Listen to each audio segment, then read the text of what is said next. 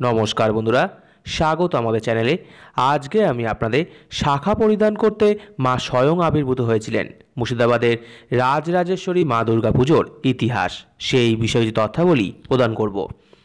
আপনাদের কাছে অনুরোধ, ভিডিওটি আপনারা সম্পূর্ণ দেখুন। মুর্শিদাবাদের সুতি 1 নম্বর ব্লকের অন্তর্গত বংশবাটি গ্রামে প্রত্যেক বছর মাঘ মাসে সরস্বতী পুজোর পঞ্চমীর পরদিন অর্থাৎ শীতল ষষ্ঠী তিথিতে থেকে দশমী পর্যন্ত দুর্গাপুজোর মতোই হয় রাজরাজেশ্বরী মায়ের দুর্গাপুজো। যেমনভাবে রঘুনাথগঞ্জ, জঙ্গিপুর, গদাইপুর গ্রামে মা পেটকাটি, যোধকমলের মা কোদাখাকি, নিস্তার মা কুপকালী, জরুর গ্রামের মা বামাকালীর বিখ্যাত এবং প্রসিদ্ধ পুজো, তেমনি বংশবাটি গ্রামে প্রসিদ্ধ এবং খুবই জাঁকজমকপূর্ণ সুবিখ্যাত একটি পুজো হল মা রাজরাজেশ্বরী মাতার পুজো। ইনি বংশবাটি গ্রামের ঐতিহ্য ও গর্বের প্রতীক।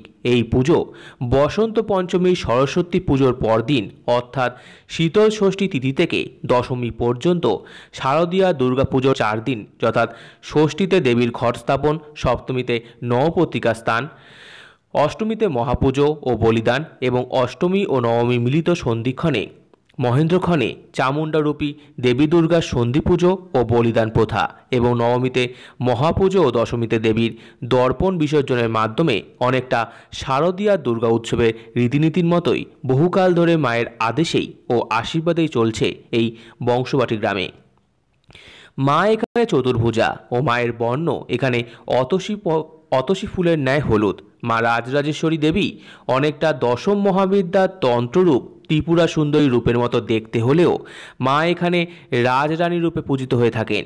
মায়ের 4 হাতে শঙ্খ, চক্র, ধনুক ও তীর দ্বারা সুশোভিত। ধরিত্রীকে ধারণ করে আছেন চতুর্মুখী ব্রহ্মা, বিষ্ণু, মহেশ্বর ও ধর্মরাজ। মেদিনীর ওপর শায়িত সবরূপী শিব। শিবের নাভি থেকে পুষ্পটিত 2টি পদ্ম, একটি মায়ের দক্ষিণ চরণে, অপরটি মায়ের আসনে।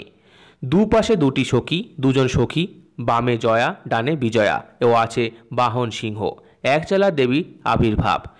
উদ্যোদাসুরকে বধ করার জন্য রাজরাজেশ্বরী আবির্ভূত হয়েছিলেন। পূর্ণিমা তিথিতে দেবীর বিসর্জন হয় গ্রামের দক্ষিণ দিকে রাজুয়া দিঘিতে।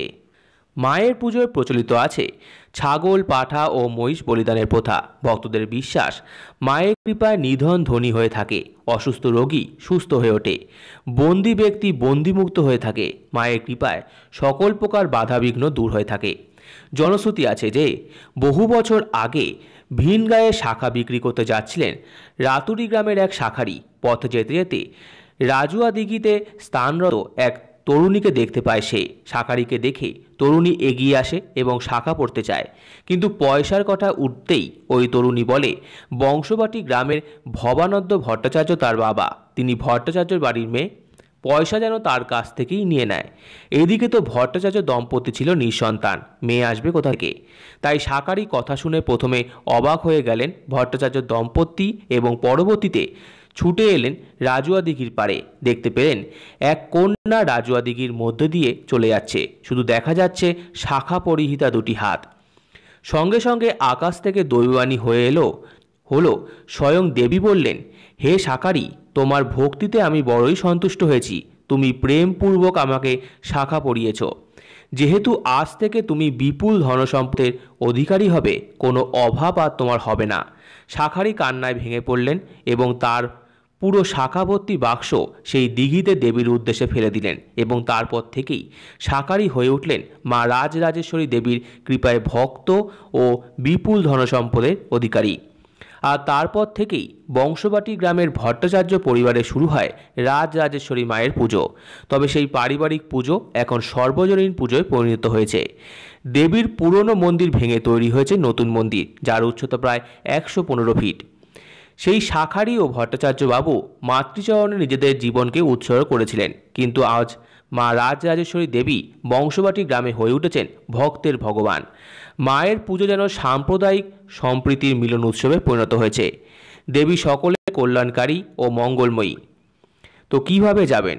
রঘুনাথগঞ্জ গ্রামী বাসে উমরপুর নামার পর সেখান থেকে অটো করে বংশবাটির মোড়ে আসতে হবে। তারপর বংশবাটির মোড়ে অন্যান্য অনেক যানবাহন থাকবে, সেখান থেকে সরাসরি মা রাজরাজেশ্বরীর মন্দিরে আসতে পারবেন। তো আমার এই ভিডিওটি ভালো লেগে থাকলে অবশ্যই লাইক করুন, আমাদের চ্যানেলকে সাবস্ক্রাইব করুন, ভিডিওতে পারবেন শেয়ার করুন, কমেন্ট করুন এবং ধন্যবাদ।